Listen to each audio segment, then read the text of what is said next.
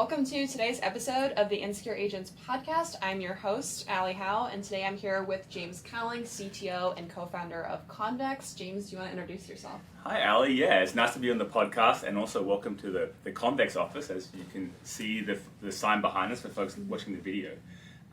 Great to have you here.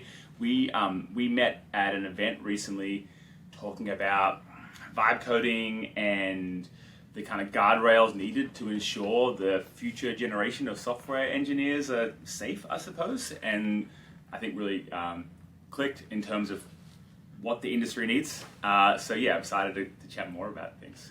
Awesome, yeah. How old is Convex? Yeah, so Convex is ancient by startup years. Convex is about 4.5 years old. And we're small. Convex is a 20-ish person company. Now, we're not small in terms of presence. There's, well over 1 million projects running on Convex.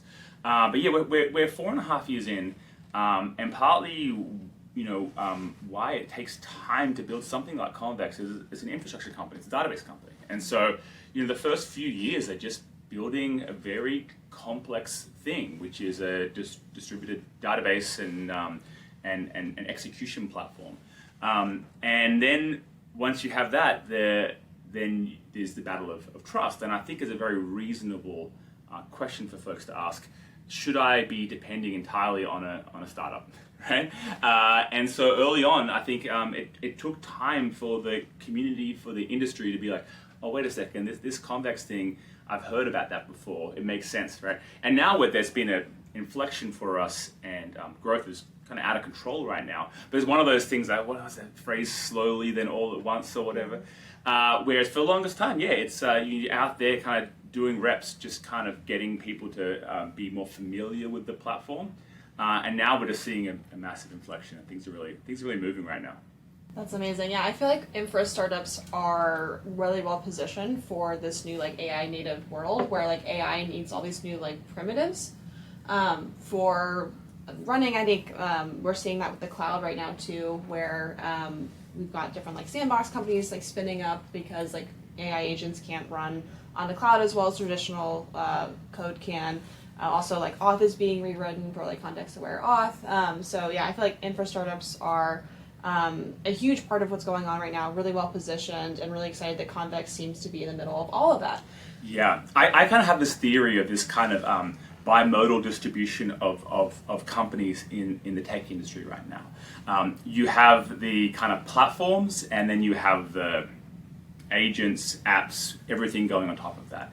And I think they have very different demands, and they should look quite different. I think it's more than ever before that these companies look quite different, because there are extraordinarily fast-moving product companies right now that should be moving very fast. I'm sure we'll talk about this later on. I can't go to them and tell them to care more about security or to care more about architecture. They don't care. They want to move fast. They have to move fast to survive, right? So there's kind of these very quick-moving, rather heuristic companies just getting things good enough to work that depend for their existence on platforms with very strong guarantees that are very dependable and building blocks that kind of help enable them. So I'm on the platform side, right? Which now that still means we're a very fast-moving company right now because the industry is out of control right now. I'm stressed every day. I mean, a good stress, right? Yes. But my head's spinning every day. But sometimes I think, wow, I'm so glad I have an infra startup because we can do a little bit more long-term planning, and we have a kind of a durable set of core building blocks that people build on, and those evolve over time. They're not just changing every day. But I'm excited. I don't think that we're going down this path where quality is dead and good abstractions and building blocks are dead. To the contrary, I think they're more important than ever before, and we're seeing that agents benefit tremendously from having good building blocks to work with, but there's just these two different kind of communities of builders right now, and I think that's largely a good thing.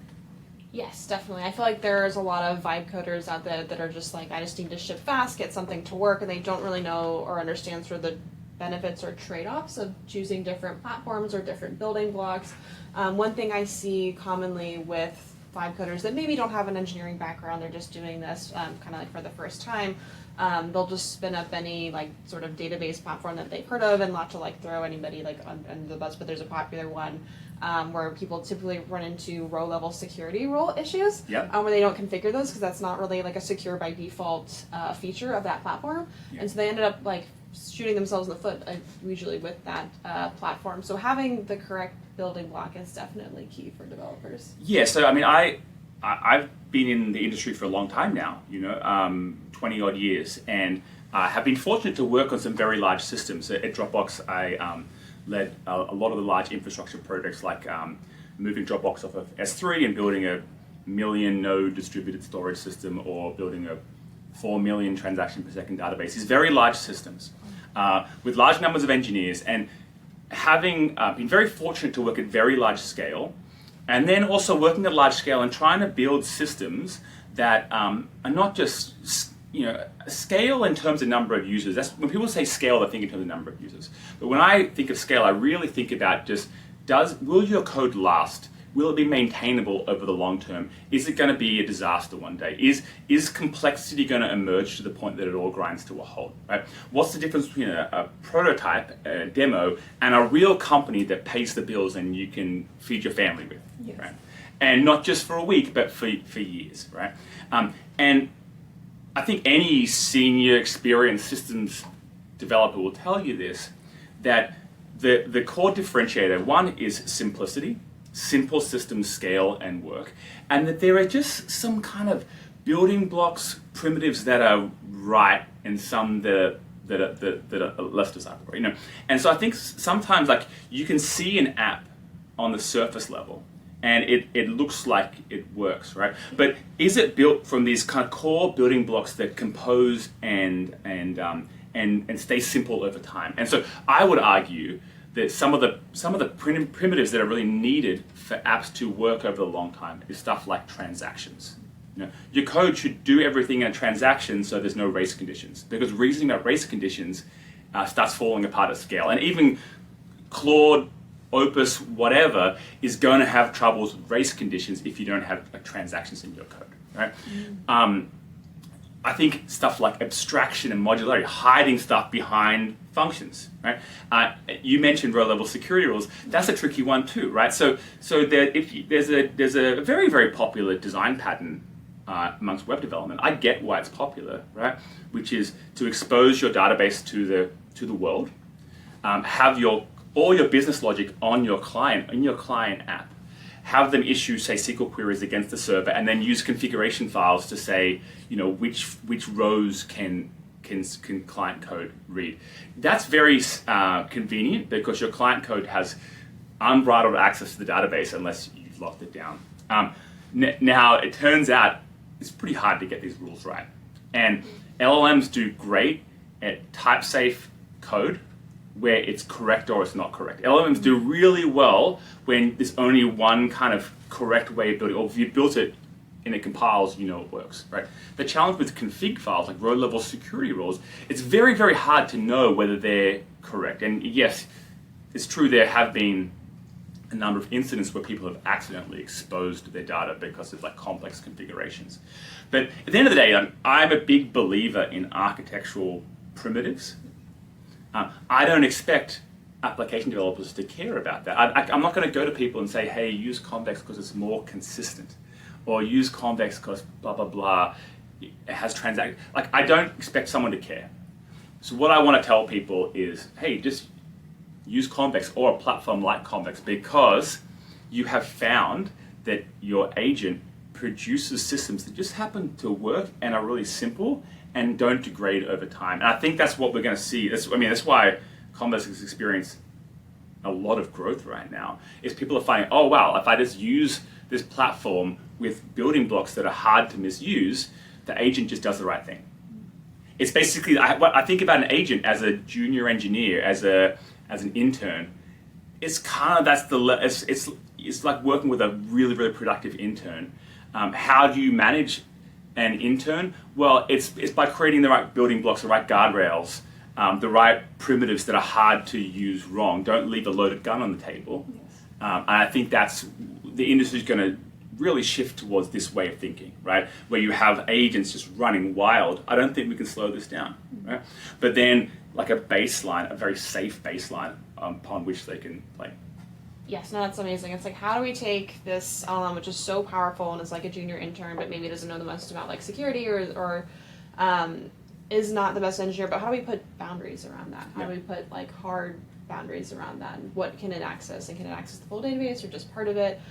So really interested to chat too about like the security side of Convex, how Convex can help developers ship securely by default, which I feel like is such a huge problem in our industry right now, where people are looking to agent development and saying, hey, like, how can I actually like ship secure by default and not have to overthink and come up with all of these like rules, platforms, all of that myself?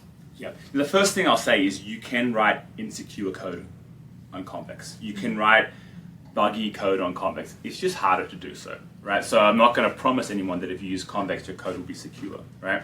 But what I can say is my philosophy on how to build something that's secure by default is to start with your database is invisible to the world. That's your private state. Not only is it not leaked to the world in terms of access, from my perspective, it's also not leaked to the world in terms of API or abstraction. The client code does not need to know how your database is laid out. And that's actually really nice long-term because it means you can refactor and you can make changes later on, right? So by default, nothing is available to the outside world. Then you write in Convex, you write query and mutation functions. These are basically RPC services, right?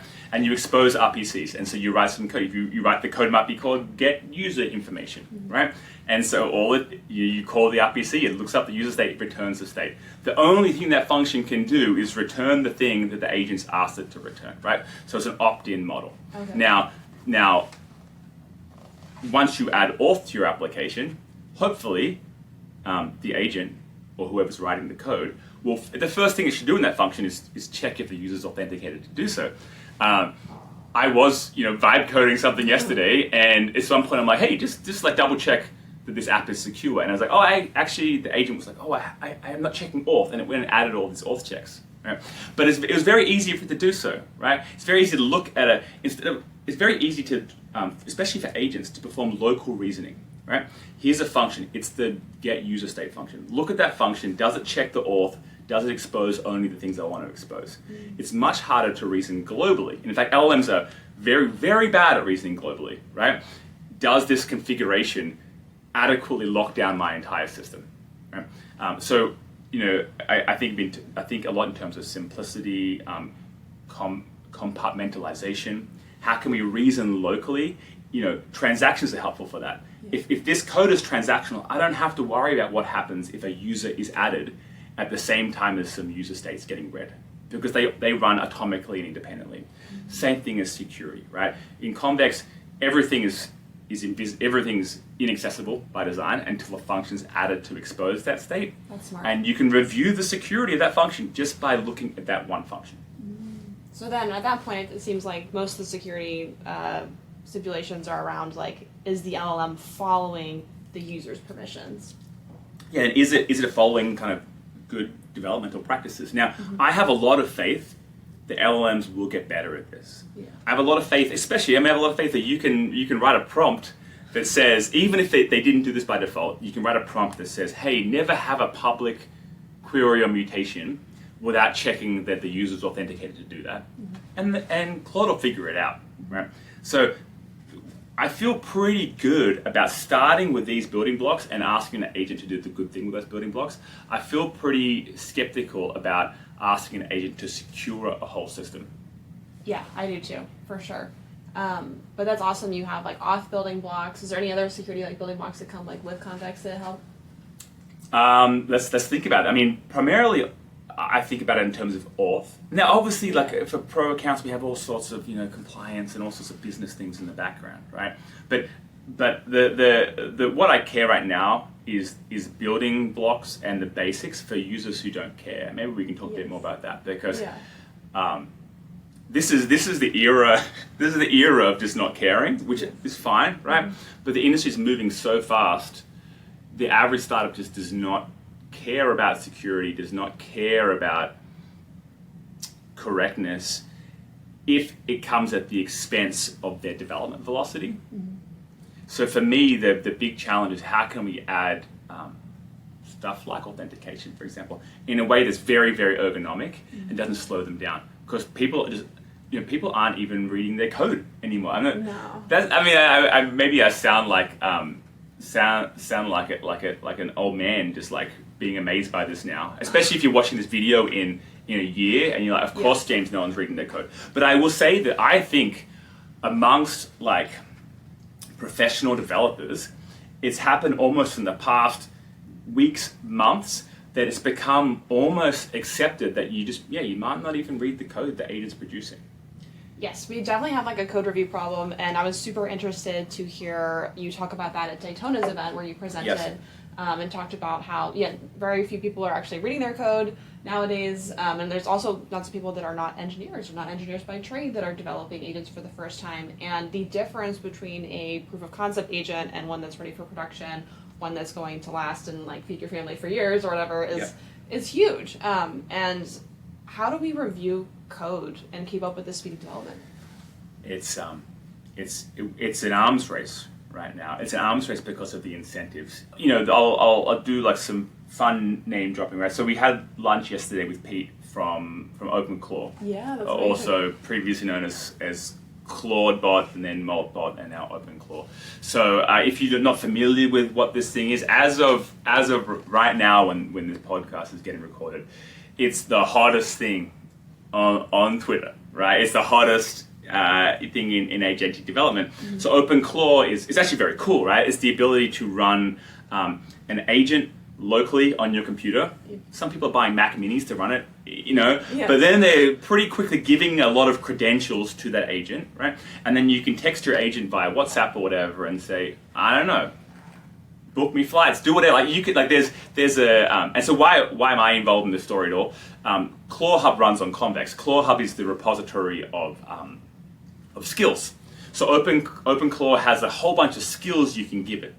And some of those skills like talk to Spotify and set up whatever. Like, it's just a bunch of, it's like your agent is working for you, and it's extensible, and there's all these skills you can add. So what's interesting about this? Well, one, wow, what a terrifying world we're in from a security perspective. Yes, for sure. Right? Like, oh my God.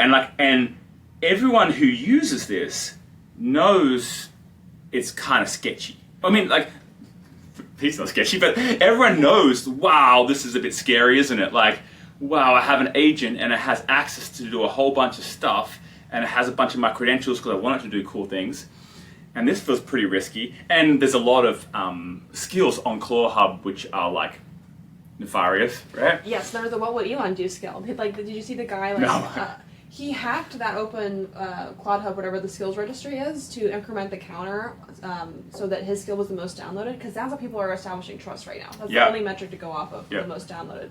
And so this skill it's called what would Elon do, and it looked totally fine in the skill MD, but there was a hidden logic.md file in the skill directory, and it called out to his server and would send your host name there. Oh yeah, it does not surprise me at all, right? And because there's an open repository of skills, right? Mm-hmm. So wow, this is Wild West like we've never seen before, I don't think, in the tech industry. I can't personally recall a time where it's felt this Wild West. But I'm not here to moralize. I'm not here to say that's wrong, right? Because people are using it because it's so cool and it's so powerful. And I can't tell someone, hey, don't use this thing, it's a little bit insecure. Pete, by the way, very smart guy. That was such an interesting conversation, because oftentimes we have non-engineers vibe coding something on Convex, and they might build an app that gets unexpectedly popular, and maybe some parts of it aren't efficient or whatever, but they just don't know the difference between using an index and performing a filter. Yeah. And then we go back to the team and say, hey, we need to make the lint rules better so the agent knows to do the right thing. Normally that's the conversation. The conversation with Pete, he is a very experienced professional engineer, right? He knows ClawHub is just a vibe coder thing. I don't think he's looked at the source code, right? Yeah. It runs on Convex, so as a result, mostly works and mostly scales, right?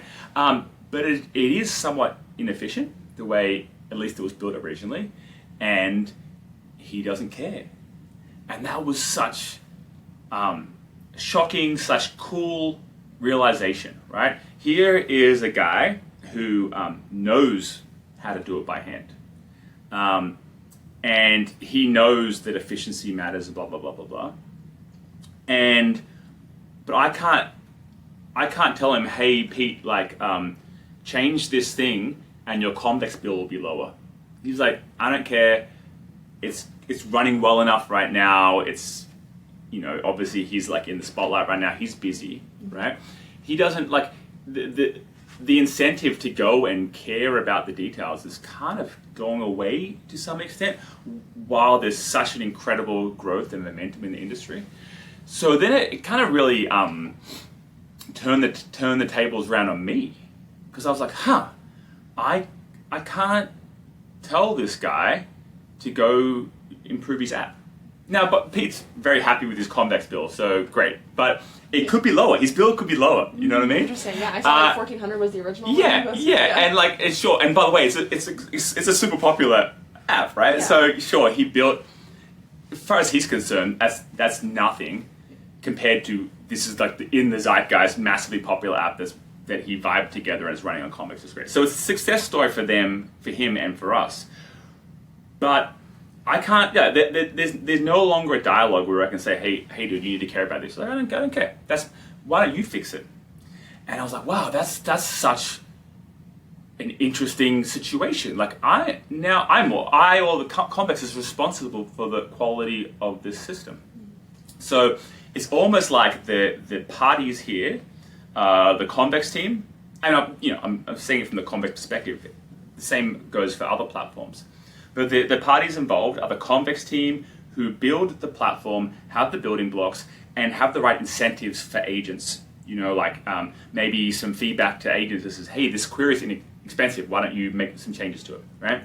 Then the agent then builds the code, and then the developer, who is like the product lead, right? And like our customer, in many aspects, is the agent now, right? So true, yeah. And so I can't say, the days are over where I say, hey, you should care about adding index. No, like Convex has to tell the agent. Mm-hmm. Firstly, we should make it even. As of right now, we're already, I think, the most kind of guardrail-centric platform out there, right? So Convex is already like really tight in terms of it's pretty hard to use Convex wrong, but there are some ways you can use Convex wrong still. There's some inelegancies in our platform. And the pressure's on us now to remove the parts of our stack that are inelegant, or have feedback to the agents either via like ESLint rules to say, hey, I notice you're reading date inside a query. Maybe you don't want to update that query every time the date advances. That was actually one thing that was in ClawHub. Or probably what we have to do, and we had this conversation yesterday, we probably have to add some functionality where the agent can ask Convex, hey, how's my app been performing? And Convex can say, hey, guess what? This function is reading a lot of data. Maybe you should reconsider how it's architected. And then it can go back and re-architect the code to do so. So it's in a strange world where like the product developer is responsible for the interaction, the quality, the marketing, the quality of the experience, the marketing, etc. And the platforms are almost platforms in collaboration with agents are responsible for the quality of the software. And I don't see that changing. Yeah, no, that makes sense.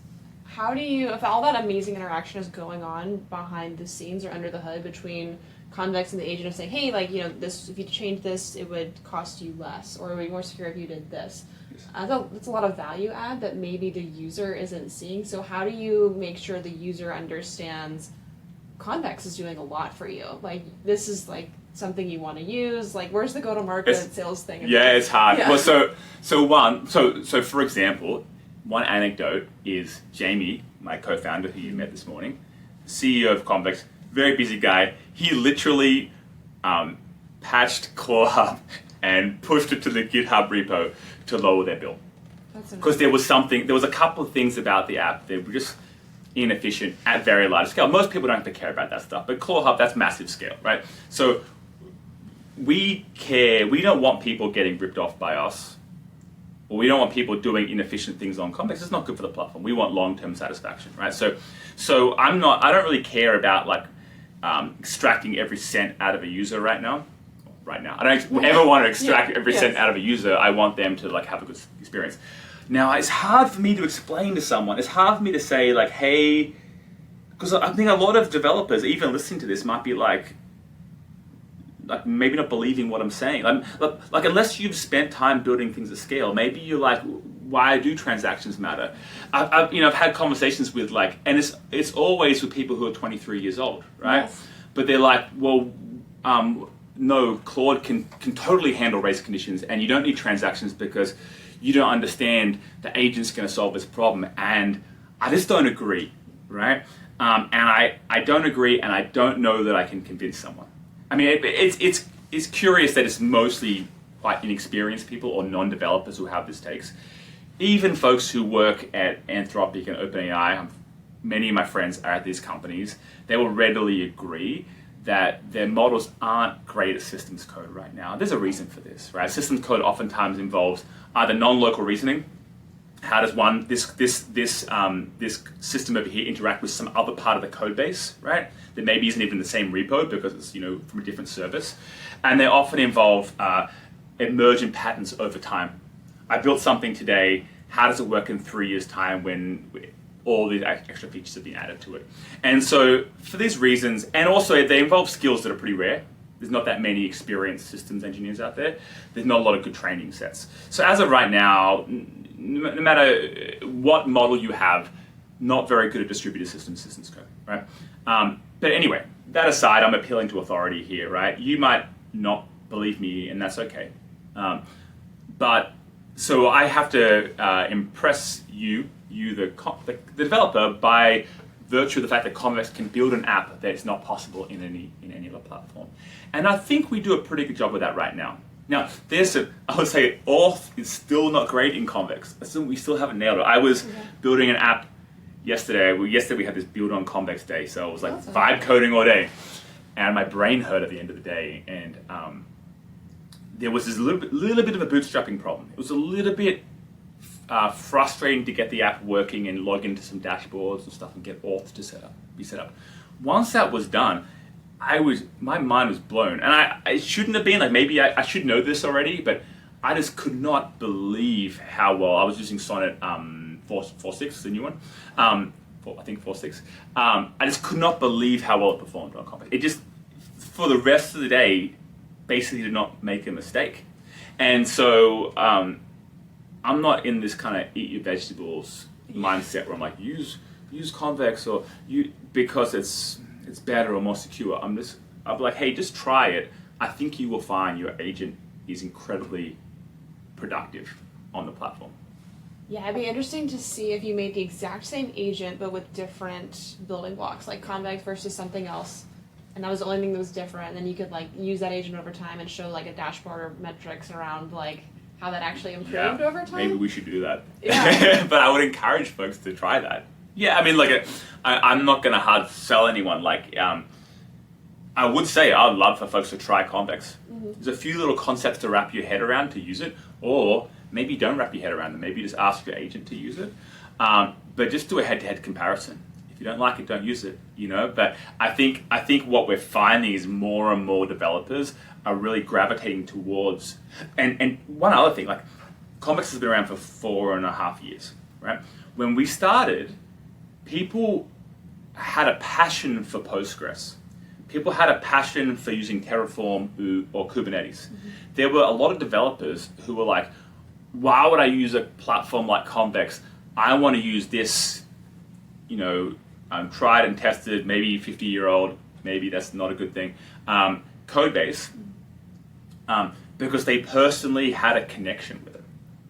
And that's just changed dramatically this year. Last year, people were always like, oh, why would I use Convex? I love Postgres, whatever. Why would I use a platform when I could set up my own thing with Redis? Mm-hmm. Just don't hear it anymore. Because, I'm sure those people still exist, and they're probably my kind of people. Probably come work at Convex. Come apply for a job at Convex, right? But those people can't be heard above the roar of developers who are so excited to build stuff now with agents and just do not care about their stack. They're like, I don't, just give me the stack that works the best. And that's rational.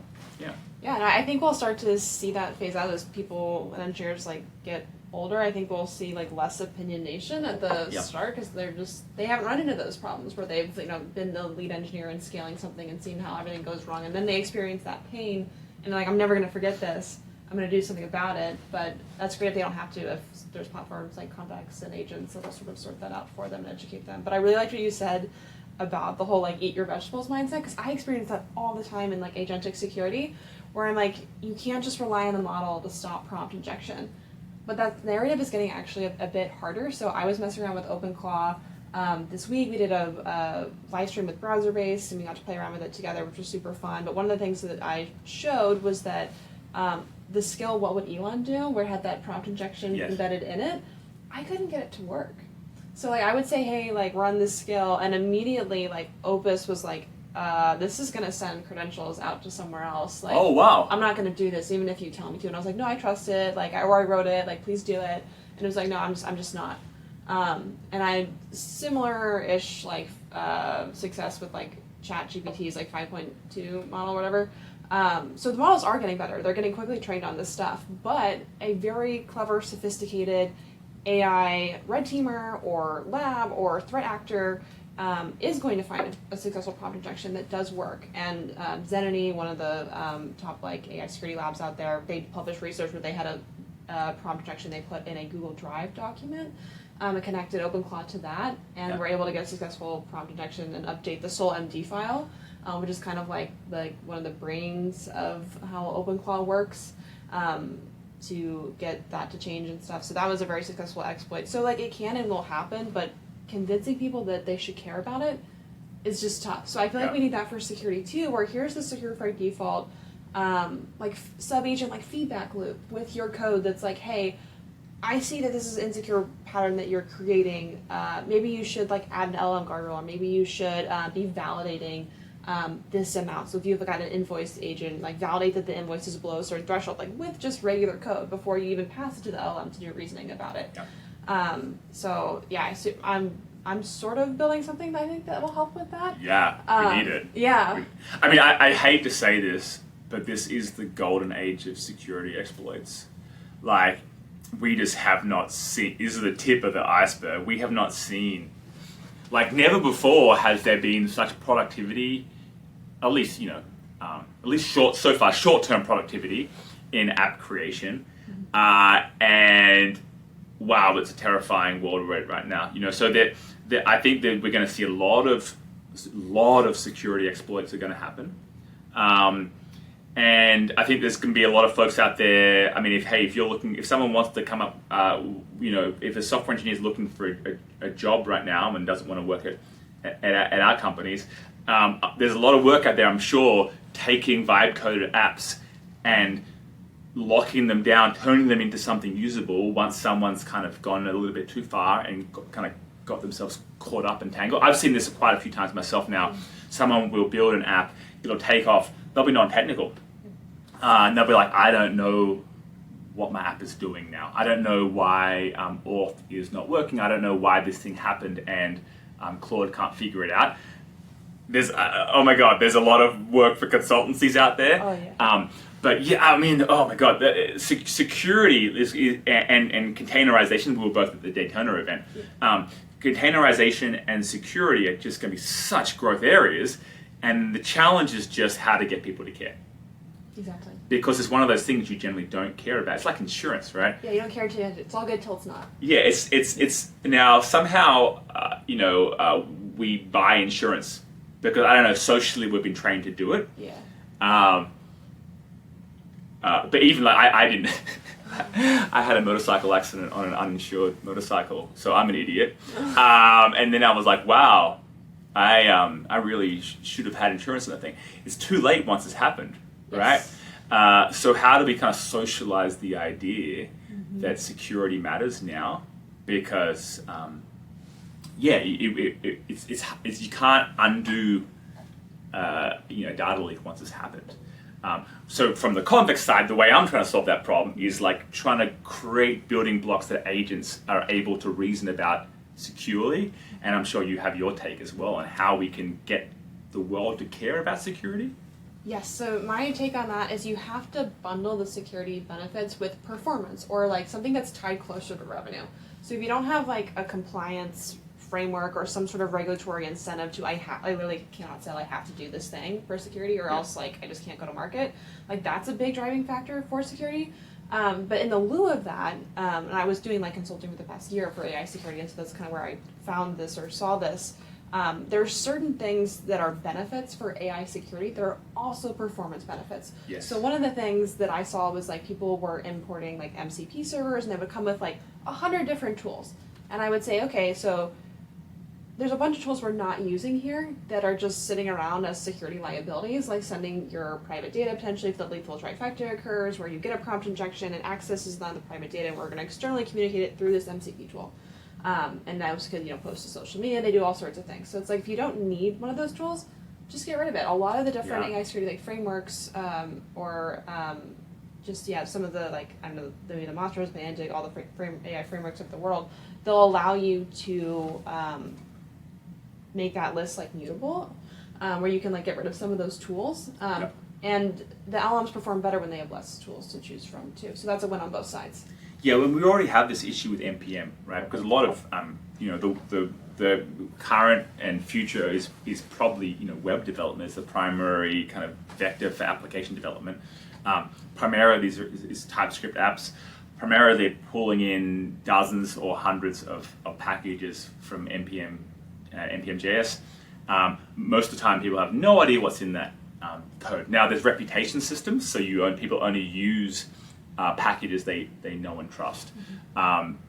Hopefully they won't get gamed too much, like you said. Yes. But I had an interesting experience yesterday. I was using OpenCode with Claude Opus, and I needed some functionality. I forget what it was, and it said it gave me a prompt. I could pull in this NPM package to solve this problem, but it's really large and has a lot of complexity in it, or I could just write it in 10 lines. Yes. And I was like, Now, by the way, I don't think you should handwrite, there's lots of things you should not handwrite. You should pull in, you shouldn't handwrite your own SSL library, right? You should obviously pull in a tested, validated, handwritten, OpenSSL implementation.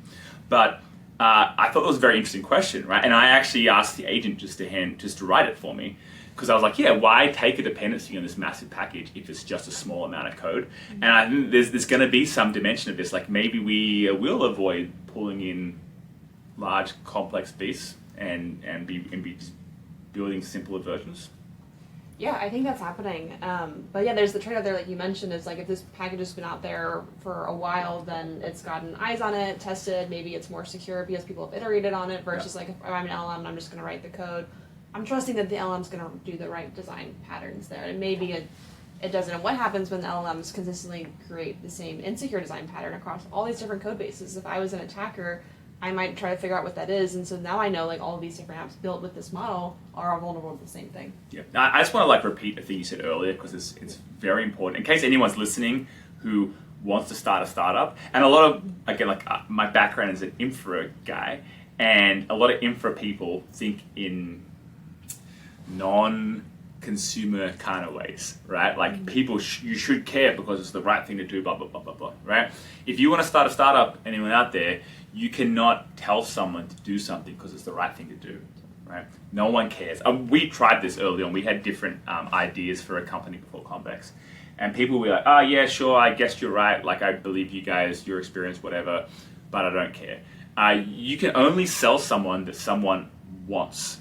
And they want to pay for, and it's worth their time, especially worth their time in this frantic era where no one has time to think of anything because they're just trying to keep up. It's the challenge for security companies, right? It's a challenge for databases. You can't right now, I guess I'll be careful how I say this, but I have a huge amount of respect for the FaunaDB team Fauna does not, I don't believe, exists as a company anymore. And they had just great technology. I think they're a cool team. I think they did an awesome thing. They were selling a more linearizable database, and I think it's very hard to market and sell that. I think it's very hard. Convex, we care about these things too, but I can't really sell, hey, Convex is the end-to-end consistent serializable database. I don't think many developers care that much. You have to sell something that drives their bottom line. Yes, you have to find the pain. Yeah, for sure, 100%. Well, super cool. I got this hat at the OpenClaw event. Oh, yes. Yeah, and so I'm just seeing you guys everywhere, which I'm also seeing obviously OpenClaw everywhere too. So just wanted to circle back to that. How are you helping developers that want to try OpenClaw for the first time? Is there any incentives for them to try Yeah, I guess we're incentivizing this crazy world we're in right now. So there is a. I just found out this morning. You knew this before me. Yeah. We have an OpenClaw promotion. I think it's convex.dev/claw. But we have 6 months free Convex Pro for people building OpenClaw skills. Nice, very cool. I guess. Wow, I didn't know this is happening. Yeah. But I just want to also just for folks who maybe are not in the Bay Area right now, maybe kind of following the tech industry. They're in the tech industry, but they're not kind of part of this AI kind of hype machine that also has some real substance in it at the same time. You were at the OpenClaw event, right? Yes. Which, as far as I know, I didn't get in, right? Okay. It had hundreds of people lined up down the street, right? Oh, it was wild. I came from another event that was nearby, so I actually got there super early at 4:30, and I helped volunteer and help them set up just since I was there early. But yeah, we had 500 people in a super small room at Frontier Tower. A bunch of different people got to present. Peter was there. Some friends of mine from Founders Inc., which I'm in that incubator program with them, they demonstrated their little robots that are running OpenClaw, which was super fun. It was a really great event, and it was wild to see so many people care about this project. And I was talking to someone that made this prediction that OpenClaw will be the most secure agent within the next 3 or 4 weeks, and I was like, why do you think that? Wow. I was like, because that's very much not true today. And he was like, because it's getting so much attention. Yeah. Everyone's eyes are on it. Let's all make it better. You said your team's pushing code to make Convex more efficient. So all the security engineers are also eyes on OpenClaw. And I myself, I just did a thing with Browserbase this week of how do I show people how to use OpenClaw securely. So maybe he's right. Wow. It's so again, I'm preaching to my infra kids out there, right? It's very easy to be cynical about what's going on right now. It's very easy to be oh my God, there's so much hype in the industry. Oh my God, people don't care about quality anymore, and that's not the way things should be done. And I like writing things by hand and deploying my own services. I like that stuff too, and I get where you're coming from, and I care about quality. That's what I love. That's what drew me to the tech industry. But there's just some incredible transformations happening right now. They're just happening, and there's if you look at the kind of leading indicators of how I